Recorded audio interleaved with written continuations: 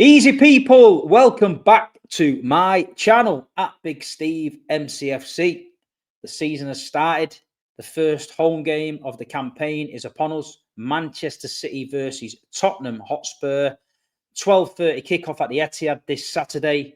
And it's my great pleasure to bring my Tottenham friend from the Big Six, Toby. How are you feeling, mate? Bruh, I'm smiling, but you already know that I'm in deep emotional pain right now. It's very sad. I'm really angry, if I'm being honest. I'm so angry. But thanks for having me on, man. It's good to chat. It's good to chop it up. Well, I'd like to say I've got sympathy for you, but the way Tottenham dealt with us last season at the Etihad, I'm not going to have any sympathy for you. But what I will say is there's only Spurs that can win the Europa League and then start a season with so much optimism. Now, we hear that you're getting Eze, and we're like, fair play. What a signing. You know, Eze, Crystal Palace, what he's done, coming to Tottenham, that is definitely a game changer for Tottenham. Yeah. And then I'm there yesterday, and then it's like, oh, Arsenal have stole a late move and stole him. I mean, that if Man United had done that to me, Bro. I get your pain because it's like the worst feeling. If somebody bigger comes in, like say, I don't know, Real Madrid come in or Liverpool come in or even City come in or something, snatched him at the end, you can almost go, okay. But the fact they've done it is like, you must be feeling like, well, every time Tottenham raise you up, they bring you back down. Literally that, Steve. Literally, you've just hit the nail on the head. It's always one step forward, 2 steps back, 5 steps forward, 10 steps back, 20 steps forward, 40 steps back. It's always the case with this team.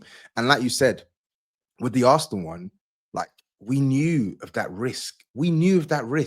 So it was so important for us to move with speed and to move with efficiency. And we didn't, man. We faffed about. And of course, Havertz gets injured. And literally within a matter of hours, they do a deal for Eze.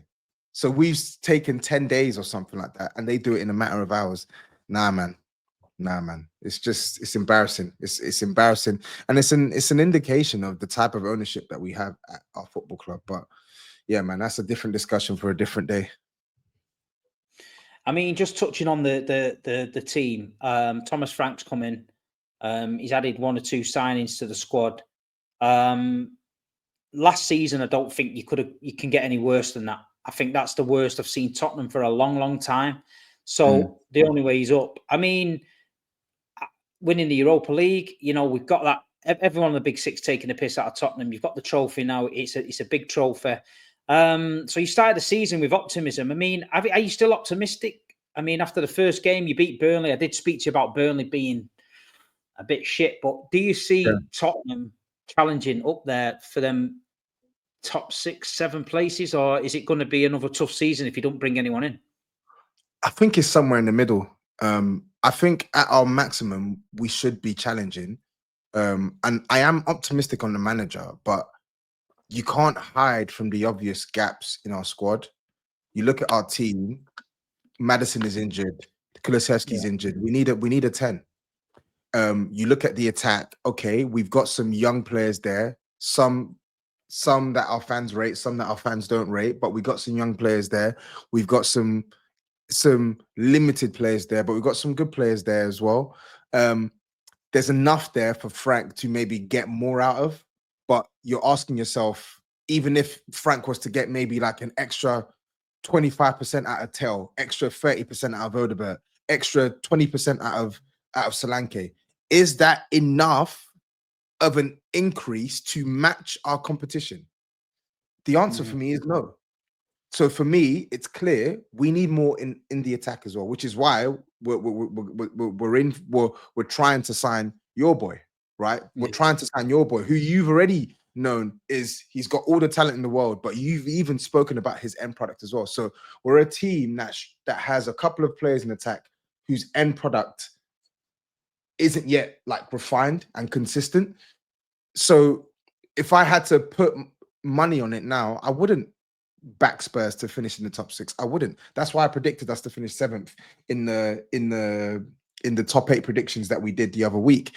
And that's just because I don't think we have a squad with the sufficient quality in depth to last over the season. I think you'll see over a cluster of games what Frank is capable of, but inevitably the squad will let him down because it's incomplete.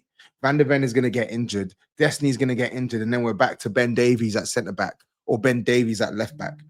We're going to be playing central mids in the number 10 position that we were in pre-season. We're going to have to be relying on 20-year-olds in Odegaard and Tell, who I like, but they're prospects. I don't expect anything monumental from those players. And to lose a player like Son and then to say, oh, that's all right, we've got a coach. He's just going to coach upwards and get the exact same output and quality from 2 20-year-olds. It doesn't work like that. Yes, he may get an improvement, but come on, he's not Houdini. He needs help. What about Savinho? I mean, we did speak about it. It sort of came out of nowhere.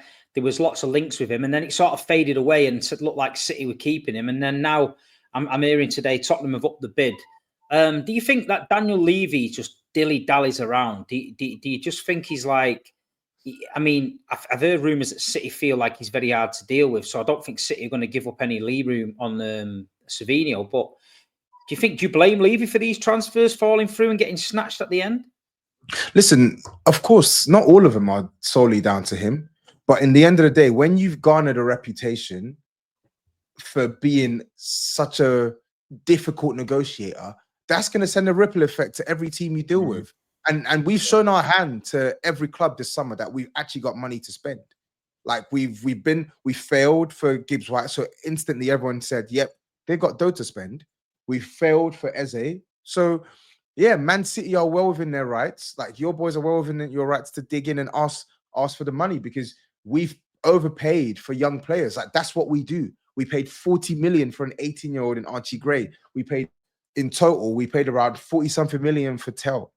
Do you get what I'm saying? We paid close to 50 million for Brennan Johnson 2 odd years ago. So this is something that Spurs do. So I think Man City, they're well within their rights to dig their heels in and ask for more money. I just think Daniel Levy, he brings it on himself. If the shoe was on the other foot, Man City wouldn't be haggling for 3-4 weeks. Like very rarely do I see Man City go into seasons where you haven't patterned your team for the summer. Like I don't really see it. And when you do go for transfers, it's swift. I remember when you signed Rodri, there was no faffing about. Done. Riyad Mahrez, done. And these aren't small chicken nugget players. These are big players, some of which are playing at big clubs. Rodri was at Atletico Madrid. Yeah. He was at Atletico Madrid. Mamouche was at flipping Frankfurt. Do you get what I'm saying? Like, but Man City, they go in, execute, get it done. With us, we always think that we know best. Levy always thinks that he knows best, wants to haggle, get the best deal possible. There's a 30% chance it may come off, but the 70% chance we get egg on our face and we get shortchanged for the season. The game weekend, the Etihad Stadium, to be honest, it's not been that bad of a place for you guys over the years. You know, we especially glad to see the back of Son. Son was always a fucking nightmare for us. So I'm glad he's gone. You know what I mean? Manchester City first game of the season, 4-0 at Wolves. Yeah. Reinders, Cherky, Haaland, all looking well. Performance was good. From the outside looking in, what's your thoughts on this Manchester City team this season? And I did mention it on the Big Six. There was a lot of people who sort of, I don't think, expected City to be any good this season. I think they thought, maybe the defence is not the best, etc., etc. I know it's only one game, but we do look like we've got a good side and especially a good squad. I mean, who do you fear coming into this game weekend? I think with Man City, the obvious fear for me in that midfield is Reinders. That's a player who I've rated for a long time. I watched him. I say a long time. I've rated him for the last year or so. So I watched him at the Euros for the Netherlands last year, and he was brilliant. And I look at that deal, £46 million. Like that's fantastic. I think if I look at your business and your result against Wolves, what that tells me, and I know Wolves are pretty poor opposition. You're not going to play Wolves every week, but what that tells me is Man City have got that sort of attacking verve and fluidity back into their team. When I watched a lot of Man City games last year, it was too heavily focused on Haaland. And again, Haaland is always going to be the striker. He's going to score goals, but it felt like there wasn't really much of a supporting cast. And I felt like your football too side to side, not quick enough, not zippy, not fluid. And it felt like you struggled to move through thirds when you're playing teams. When I look at the players you signed now, you got guys like Cherky who are just lock pickers. If you show him onto his left foot, he'll do you on his right foot. Reinders, he's got legs in the midfield, he's got quality, he can dribble, he can score. And then you've got the guys you signed in January as well, who are still getting up to speed. Nico Gonzalez, Mamouche is still there. And then you've obviously added Nori as well at fullback, who's going to obviously add something into the attack. So I look at your window and I feel like Man City have made themselves more of a force offensively. So that's definitely a concern, especially heading into this game. Typically, we tend to do well at maybe keeping the chances lowish to a certain extent, but I can't see us keeping a clean sheet. As much as I rate Frank, I can't see us keeping a clean sheet this weekend. But I do think when I've watched Thomas Frank against against Man City, sorry, they're always tight games. I don't really see Frank getting blown away by Man City. So I'm intrigued. Can he go there and set up in a similar way to PSG, but obviously tweak it and maybe exploit Man City's weaknesses? Obviously, PSG's was set plays, winning aerial duels. Man City's, can we get balls in behind? Can we target Nori's side when he goes forward? Can we target Nunes when he goes forward? Who knows? No, speaking of that PSG game, I thought Tottenham played very, very well that game. Very, very unfortunate to lose it, but I thought the level of intensity Tottenham set, press, getting after PSG, not letting them settle on the ball, etc., etc. I thought if they play like that, they will pick up a lot of points. Obviously, you're right. In City, they have added the offensive players we needed. We do look like we've got loads of options now. Rodri's still not there. Gvardiol's still not there. Foden's still not there. So we have got many, many options. And the Etihad obviously is a tough place to go. But one player I do like for Spurs is Hamid Kudus, the West Ham player. I thought he's always had something, but it was the inconsistency at West Ham. I'd seen him one week on Match of the Day. He looked absolutely unbelievable. I've seen him at the Etihad a few times, score some good goals, but then fade off. I mean, do you think he can do a job for Spurs in the 10? Or do you think he's not built for it? I think he can do a job in the 10, but I think the manager obviously signed him for a specific need to play him out wide. So I think you've already seen against Burnley, and even though he played more central against PSG, you've already seen the quality that he brings us. And I feel like if we move him away from the wing and put him in the 10, then we're back to square one on not having quality on that flank that can actually get the ball, keep it high, and take on their man. But I do agree with you on the inconsistency at West Ham. I've always rated him. I think he's a quality player, but he just last season was terrible. I think he was crap. I know West Ham moved him about. He was playing left, then right, then central. But in the end of the day, he's a grown man. You got to take accountability for your performances, and he was crap. But the season prior, he was good. He wasn't like amazing, but he was very good for West Ham. So I would hope under a manager like Frank, who's good at getting the best out of attackers, he can bring us a lot of joy and cause a lot of teams problems. That's what I'm hoping for. And I think this game on the weekend, I think he's going to be key big time, because he's actually going to be able to keep the ball, like protect the ball and bring others into play. We're going to need that against Man City. What about Romero? Obviously, mixed views on the big six, you and Saeed, etc., talking about him. But we know he's a good defender. He's very aggressive. And I think you expected him to leave. He's now signed. Has he signed a new contract now? He signed a new deal now. Yeah. He's captain, yeah? Yeah. Are you happy with that? I am happy. I am happy with it. I'm glad he's done it, because I think we needed a resolution. Either sign up or leave. There was a lot of uncertainty around his future, especially after Ange left. He did an interview saying that he would like to maybe seek a different challenge elsewhere. So I just wanted someone who's committed. If you're not going to be committed and you're going to be giving us inconsistent performances, then leave. Like, I rate him. I think he's a quality defender. You already know that, but you're not the best defender to ever play for Tottenham. Like, we'll survive. I just want players who are committed, and I'm glad he's signed a new thing. So I'm committed.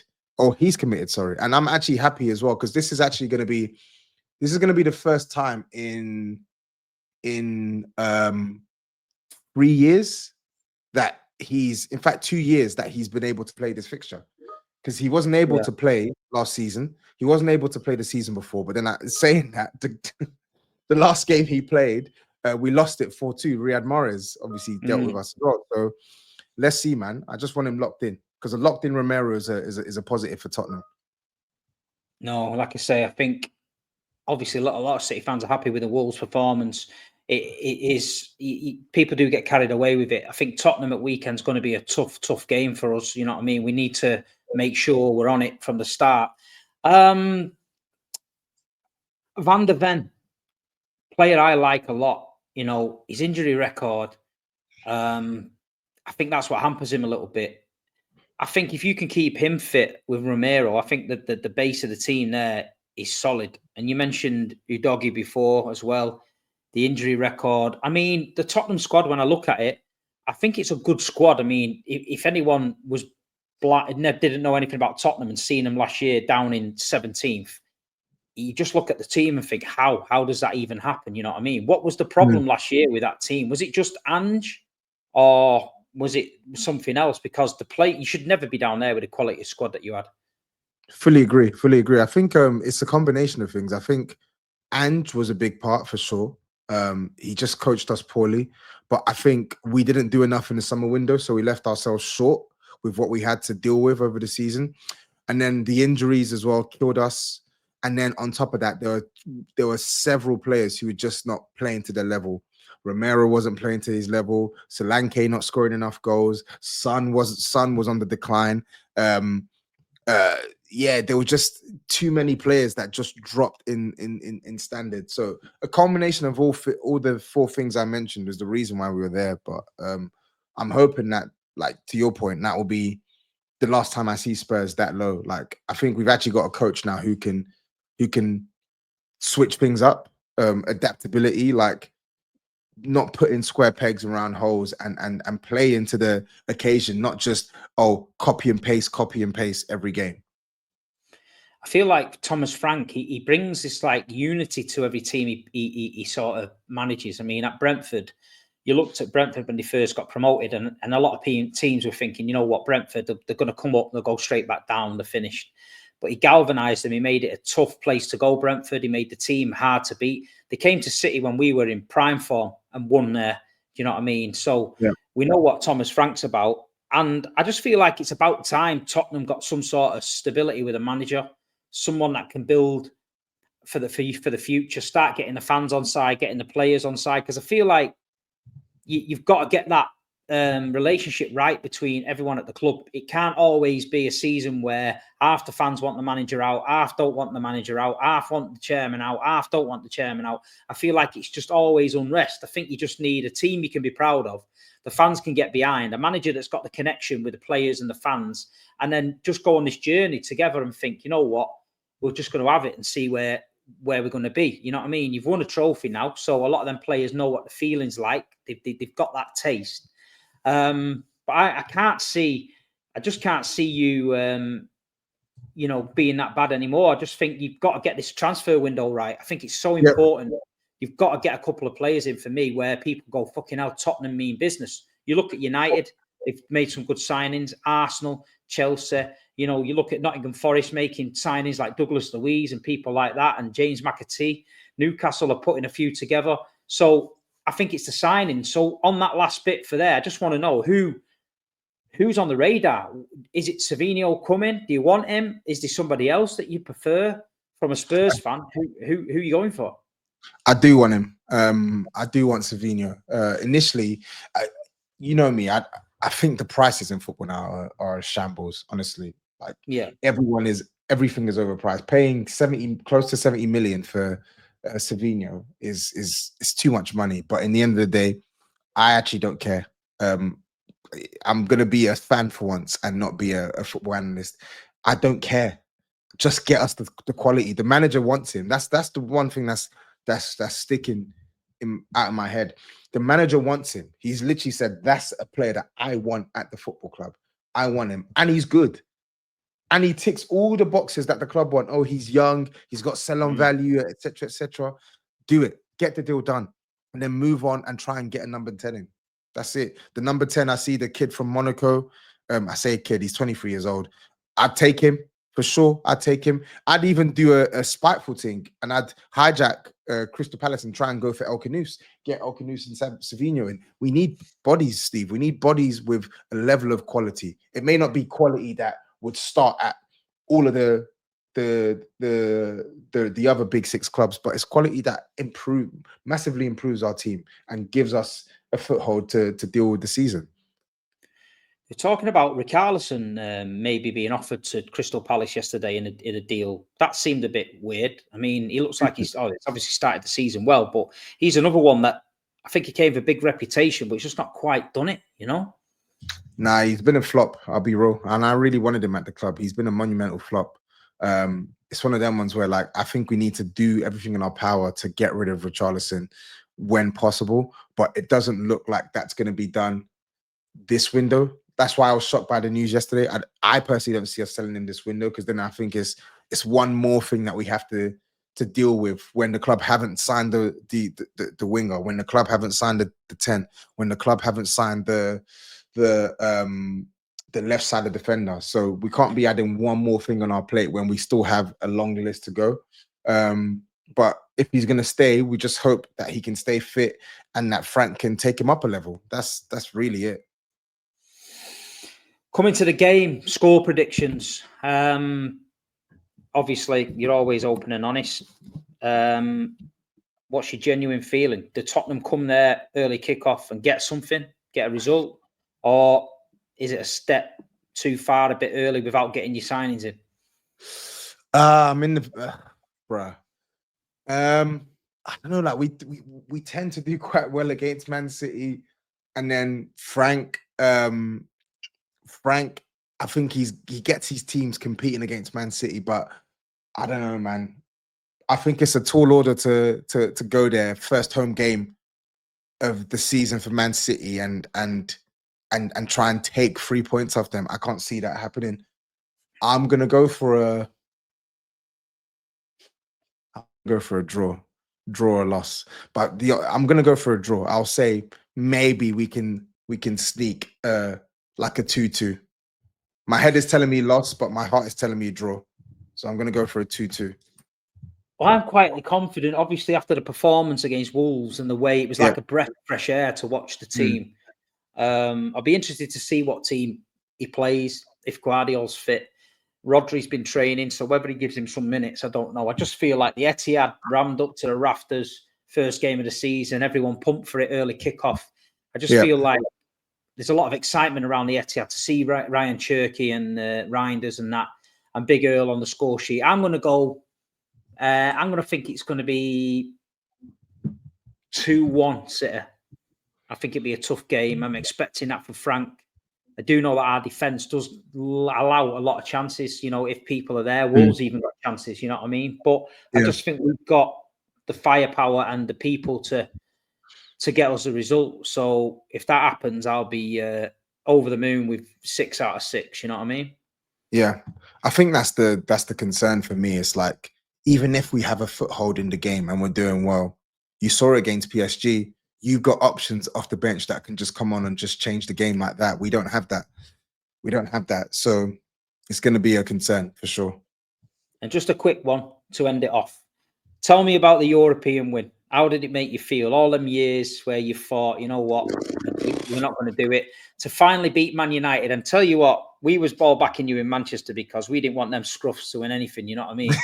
And they had the shittest season ever, and I thought they'll just jam it and beat you and get in the Champions League. But it's put them back. They're now playing 1 game a week. Yeah. You've got that trophy. You had your parade and stuff. I mean, have you noticed a different feeling around the place now that you've won it? You know what? Initially, I did. It was, for starters, it was amazing to win that trophy. Like, and I remember saying it to you in South Africa. Like, genuinely, now I've realized how you feel every season, because it feels so good seeing your team sort of get that monkey off their back and actually seeing them lift silverware. It was brilliant feeling. But I feel like with everything that's gone on this summer in the window, even with the Kuduses, even with the Polinas, the club have just beaten the optimism out of some of our fan base, man. Like, and we've got one of the better coaches in the Prem. We've just won a trophy. Like, we're in the Champions League. Like, we just competed for a European Cup final. Like, there are things to be positive about, but we can't really cling on to that positivity because the club just beat it out of you with the way they move in the window, man. And that's just how I feel right now. Like, it's very hard to take myself back into that happy place because all I feel is anger and resentment towards the club. Do you know what it reminds me of? When we won the league with Aguero, Yeah. the euphoria around it. And then that summer, we thought, right, we're going to kick on here now. And then we signed Javi Garcia, fucking Scott Sinclair, and Jack Rodwell. And it was the worst window ever. And then you're coming into the season then. That's not a window of champions. That's not a window of ambition. That was a window of like, yeah, we didn't get who we wanted to get. I mean, Man City are further away from that now. We seem to be well ahead of the business, like, but you've got to almost keep it rolling with the fans. You've got to keep it rolling. You can't drop the ball. You've got to say, right, the fans are up here now on a crest of a wave. We've got to keep this wave going because then you become unstoppable because your fans are up here, your team's up here, your club's up here. You turn up at away grounds and you feel like we're invincible and it rubs off and then you start doing things and you think, you know what? Tottenham have got the momentum. They've won the trophy. They're having it. But then, like, when you're losing a player of Eze's caliber to your closest rivals, it's took you weeks to get it over the line and they can do it in an hour. It's like, doesn't leave you full of confidence, man. 100%. That Man City second Mancini season, that is the perfect comparison. Obviously, I'm not comparing league title to a Europa League, but like in terms of your expectation for the season, because I remember that season vividly, and I'm like, I don't get this window. And then Man United go and sign Van Persie, and then they win the league. They win the league, and it's like I'm looking at the same thing. I'm like, I'm seeing Chelsea retooling, I'm seeing Arsenal retooling. You've retooled, Liverpool retooled, even Man United, who we beat. Man United have added 3 attackers who have an argument to start at Tottenham. Yeah, do you get what I'm saying? So it's like Man United are making these moves. But we're shuffling, we're haggling. Doesn't make sense, man. Well, mate, I don't know. Are you going to the game or are you missing it? Nah, I'll be at the Big Six. I'll be at the mob. Oh, Eventually, mob, eventually I'll be back. I'll be back on some of these games.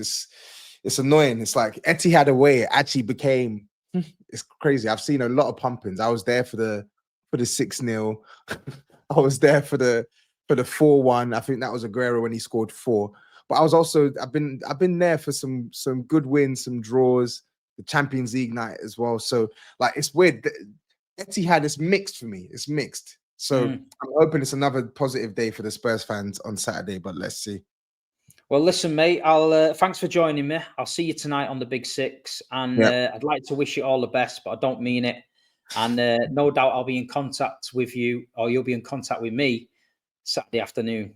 100%. Thanks everyone for watching. Hit a like button, subscribe, please. Toby, let them know where they can find you, mate. Yeah, Tapping Tobes on all platforms, on YouTube, on Instagram. I say all platforms. It's literally just YouTube, Instagram, and Twitter. That's it. But I'll be doing some stuff on TikTok soon. So yeah, that's where you can find me. And at the minute, people, he's getting absolutely roasted on the Twitter account for the Big Six. He's got him eating rice and all sorts. So get over there. Thanks for watching. Up the Blues. See you Saturday. Come on, City. Peace.